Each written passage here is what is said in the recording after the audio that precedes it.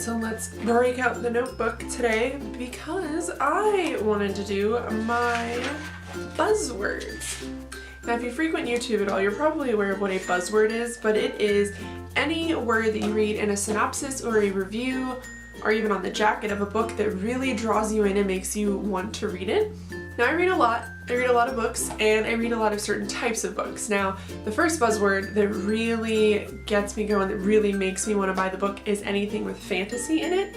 Now, that can be YA, that can be, adult, it doesn't matter. I just really love fantasy. Most of the books that I read are fantasy types. Like, I just finished Glass Sword. Two of my most favorite series are the Throne of Glass series by Sarah J. Maas, and obviously that's a young adult book, and then also the Rainwild Chronicles by Robin Hobb. I also really love those. So yeah, anything fantasy related, if it has dragons, swords, knights, anything like that, any kind of magic, I am there. I am immediately there. I could clear out the fantasy section at any given bookstore and any day. The second one that I'm immediately drawn to is anything with dark, like if it's a dark book, like anything by Stephen King. I read a lot of Stephen King, and you can definitely classify most of his work as dark. Anything like the Grisha trilogy, it literally has a character named the Darkling in it, and I really loved that. Anything that has, like, it can be darkness in the sense of it's a dark themed book, like there's a lot of murder and mystery and things like that, so it can fall in any type of genre really, or it can be dark in the sense of the character is very dark, the character is very like inward and brooding kind of thing. I enjoy anything dark, so the second I see dark in anything, I'm immediately buying that book. Now, this one's pretty broad, but it is the term magic. If there is a type of magic in any book, I'm immediately into it.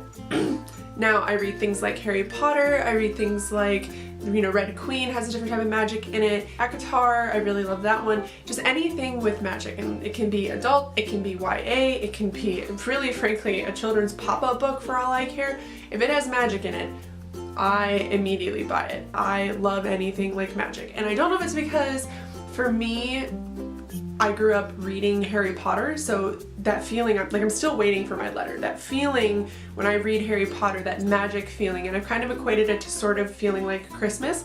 When you wake up in the morning and you're super excited and it's Christmas Day, that's how I felt reading Harry Potter, and that want for magic in my life. So as an adult, because I'm 27, as an adult, reading books that have magic in it immediately take me back to that place. Like, I love Miss Peregrine, kind of a debate on how you pronounce that. I loved those books because they gave me that feeling. I love, all of the books by Sarah J. Maas because they give me that feeling, just that magic, that little bit that takes you kind of away from the world that we're in now and brings you to a whole new place. I just love looking at things like that. I've recently been on a mythology kick as well, so when I see mythology in a title, I have been adding it to my Goodreads, I've been adding it to my Amazon cart, I've been buying the books, anything with mythology, and I've always been a fan of it since I was younger, but recently I've just been gobbling everything up mythology-wise. And another one that I've been surprisingly into is pirates. Now, I read Daughter of the Pirate King recently, and that really turned me on to like pirates and sirens, and then I also just finished the Shades of Magic trilogy, and Lila is obviously a pirate at one point in the series, so I just really am into pirates right now, and I don't necessarily know why. My last and final one would be world building. Anything that has to do with extravagant worlds that the authors are building, and there's a couple that are very, very good at that, Sarah J. Maas being one of them. I think Robin Hobb is also very good at world building, and I know I've mentioned that.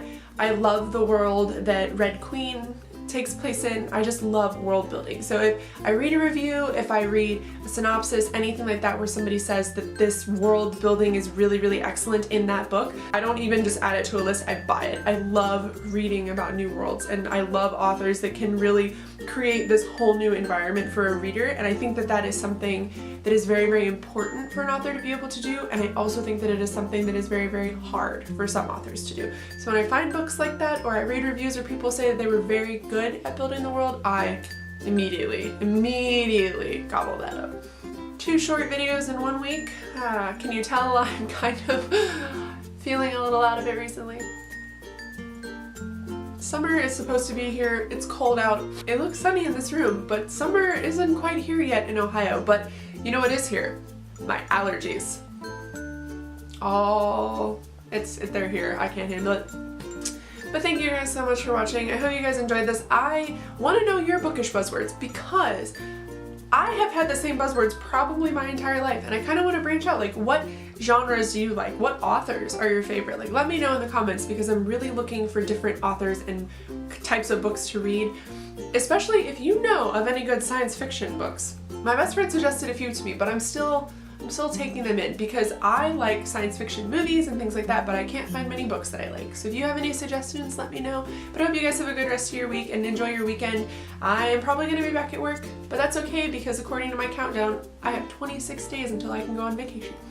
But I love you guys. I hope you have fun. Bye.